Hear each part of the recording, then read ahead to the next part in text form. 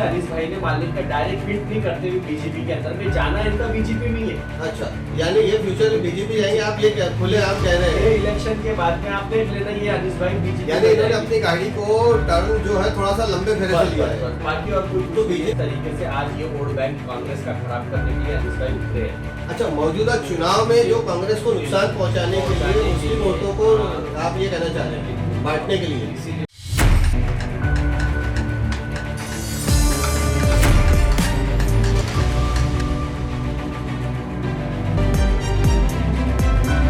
दोस्तों अस्सलाम वालेकुम रहमतुल्लाहि व बरकातुहू। आज की मौजूदा सियासत में एक नया मोड़ लिया है।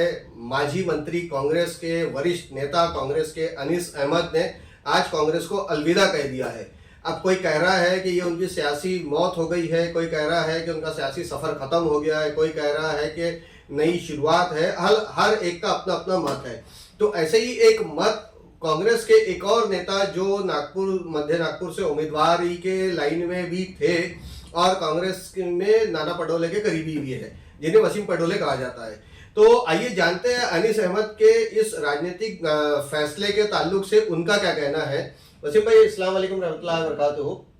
वसीम भाई ये बताइए कि अनीस अहमद ने जो आज फैसला लिया, कांग्रेस को अलविदा कहा है और बहुजन वंचित आघाड़ी का गमछा पहना है, तो इस पर आप क्या कहना चाहेंगे?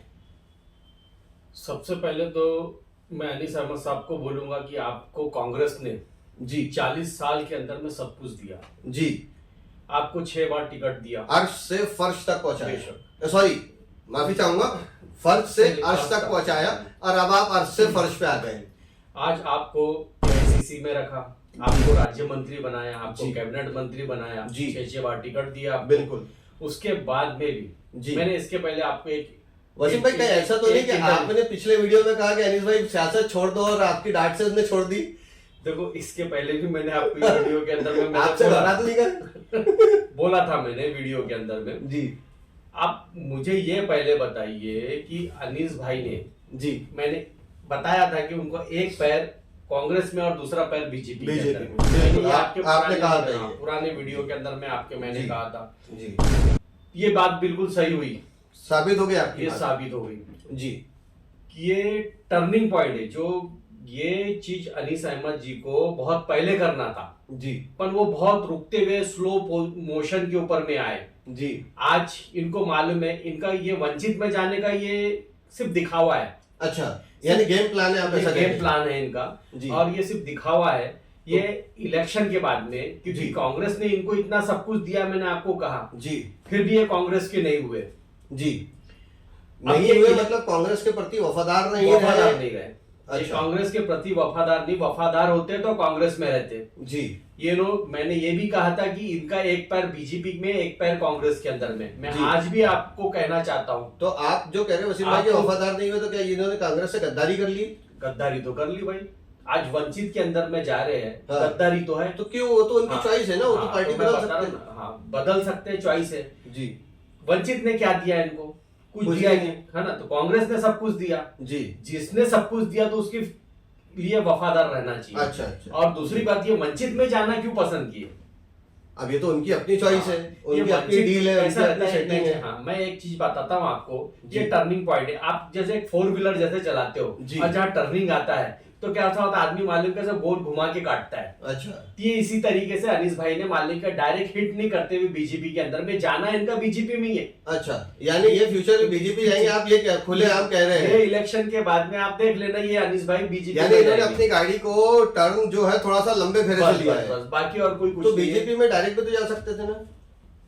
अब बीजेपी में डायरेक्ट जाते हैं, हाँ। ये आरएसएस का एक फंडा होता है। ये इन लोग बीजेपी का, आरएसएस का एक फंडा होता है कि अनीस भाई को डायरेक्ट लेते हैं जी। तो ये किसी काम के नहीं रहते भाई वहाँ पे। आपने देखा कि पूरी शिवसेना तोड़ के डायरेक्ट ले ली बीजेपी हाँ। ने, एनसीपी तोड़ के डायरेक्ट ले ली। हाँ, तो बता रहा हूँ ना, जिस तरीके से आज ये वोट बैंक कांग्रेस का खराब करने के लिए अनीस भाई उतरे हैं। अच्छा, मौजूदा चुनाव में जो कांग्रेस को नुकसान पहुंचाने के लिए मुस्लिम वोटों को आप ये कहना चाह रहे हैं बिल्कुल बांटने के लिए? इसीलिए बांटने के लिए मौजूदा इलेक्शन जो चल रहा है विधानसभा का, इसका असर ये बीजेपी की सोच है ओके। कि बीजेपी की सोच ये है कि भी हम अनीस अहमद को इस तरीके से करेंगे, कन्वर्ट करेंगे जी। और इस तरीके से हम यहाँ पे करेंगे तो इसका पूरा विदर्भ के अंदर में फर्क पड़ेगा, मैसेज जाएगा, मैसेज जाएगा, गलत जी। मैसेज जाएगा। यानी कि आप ये कहना चाह रहे हैं कि कांग्रेस के विरुद्ध इनके भाषणों के का मैसेज जाएगा पूरे विदर्भ में। हाँ, विदर्भ जाएगा, पर ऐसा ही नहीं है क्योंकि अनीस अहमद साहब का सबको पता है कि इनका क्या है,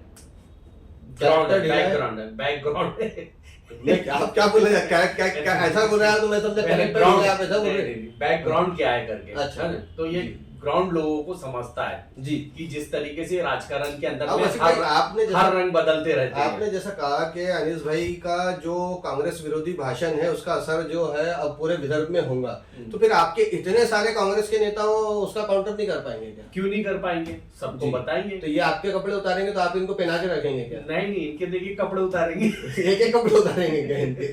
सीधी सी बात है ना, हाँ। जो कांग्रेस का नहीं हुआ हमारा कहां से हो सकता? जी। जिसको कांग्रेस ने 40 साल से दिया है सब कुछ, जी जो कांग्रेस का नहीं हुआ तो हमारा तो कहां ये से ऐसे होगा? अकेले नेता नहीं है ना भाई जो कांग्रेस छोड़ के गए। गुलाम नबी आजाद भी कांग्रेस छोड़ के गए, आसाम के जो मौजूदा क्या मुख्यमंत्री हालत है हैं उनकी देख लो। विश्वा शर्मा वो भी गए आज हैं, जितने भी कांग्रेस छोड़ के गए उनकी हालत क्या है? सिंधिया आपको गए सब- हैं। तो मैं क्या बोल रहा हूँ आपको, नहीं हालात क्या है वो तो बात की बात है, बस लेकिन इनकी गए कोई हैं। हालत होगी। तो उसमें क्या बहुत बड़ी डील क्या है ये भाई? उनको मुनाफा वहां मिला, उनके एमएलसी है भाई, सियासी कारोबार में वहां सामने चले गए। एमएलसी है, इधर से हारेंगे, इधर से जो भी इनका है मंसूबा हाँ। ये क्लियर करेंगे आने वाले समय पे। जो यानी आप कहना चाह रहे हैं बंटी छिड़के को हराने के लिए अनीस भाई ने जो है वंचित आघाड़ी का दामन थामा है और बीजेपी के लिए काम करने वाले हैं, आप ऐसा बोल रहे हैं? बिल्कुल सही बोल रहा तो हूँ। खुल के बोलिए, हमारे खुल के- मंच पे खुल के बात की मैं जाती है। आपके मंच पे खुल के ये बात बोल रहा हूँ कि अनीस भाई ने बंटी छिड़के को हराने के लिए रणनीति यूज किया है और इसका फर्क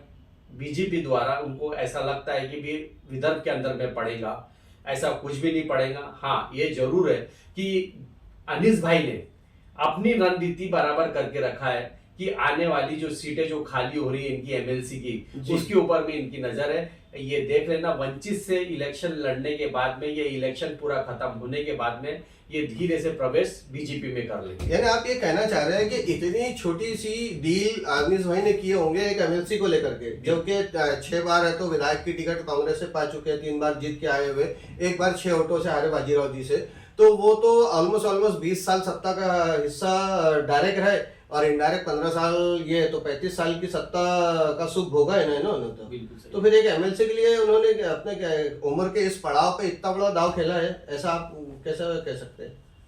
दूसरा तो कोई राज दिखता नहीं, ये एक राज दिखता है उनका। अच्छा जी। क्योंकि कांग्रेस की तरफ से इन्होंने एड़ी चोटी का जोर लगाए थे, हाँ। कांग्रेस में दिल्ली ने टिकट अच्छा, तो दी नहीं। वसीम भाई जैसा आप लोगों ने उसको मोहम्मद वसीम कांग्रेस नेता थे हमारे साथ स्टूडियो में, जिनका कहना यह है कि अनीस अहमद ने थोड़ा सा लंबा टर्न लिया है, सीधे बीजेपी ना जाते हुए है तो पहले वंचित से फिर है तो घेर बदलेंगे, घेर बदल के बीजेपी में आ जाएंगे, है ना? तो इस तरीके से वो बीजेपी के लिए काम कर रहे हैं। इन्होंने जैसा पिछले वीडियो में कहा भी था कि उनका एक पैर कांग्रेस एक पैर बीजेपी।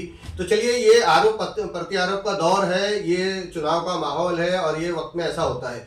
लेकिन हाँ, मैं एक बार फिर से आपसे कहूंगा कि माजी मंत्री हाजी अनीस अहमद साहब, श्री हाजी अहमद बोलो या श्रीमान बोलो, अब आपके साथ तो बहुत सारी चीजें लगाने जा रहे हैं समाज के तरफ से, तो उसमें आप अपना वक्तव्य देने के लिए, अपनी क्लैरिटी के लिए इनकलाब समाचार पे जब भी आना चाहे, मेरा नंबर है तो स्क्रीन पे डिस्प्ले हो रहा है, आप फोन कीजिए, डायरेक्ट फोन कीजिए और आ जाइए, और आपका भी हम साक्षात्कार लेंगे और अपने जनता के सामने, अपनी ऑडियंस के सामने हम आपकी बात भी रखेंगे। हमारी तरफ से आपके लिए खुला इनविटेशन है। तो वसीम भाई, बहुत बहुत शुक्रिया, आपने जो एक पिक्चर क्लियर की है, उस पिक्चर को क्लियर करने के लिए आपका बहुत बहुत शुक्रिया।